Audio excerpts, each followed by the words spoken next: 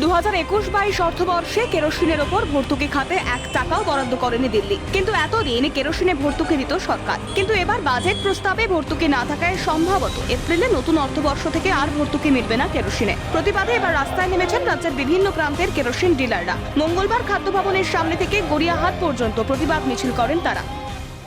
সারা দেশে 5.5 লক্ষ কেরোসিন তেলের ডিলার, পশ্চিমবঙ্গে 30,000 কেরোসিন তেলের ডিলার আজকে নিরন্ন তারা অন্নহীন জায়গায় পৌঁছে যাচ্ছে। 212 লক্ষ পরিবারের মধ্যে 58 লক্ষ পরিবার এখনো পর্যন্ত বাংলার ক্ষেত্রে তাদের কোনো এলপিজি কানেকশন নেই।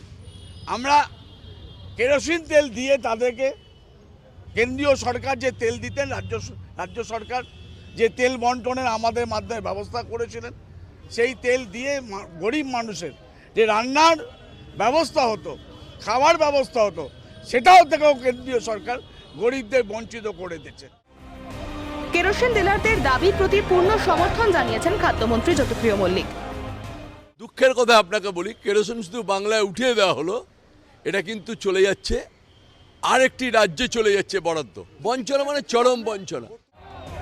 ভর্তুকি তুলে নিলে বাড়তে পারে কেরোসিনের দাম। কেরোসিন ডিলারদের চেয়েও অনেক বেশি সমস্যায় পড়বেন সাধারণ মানুষ।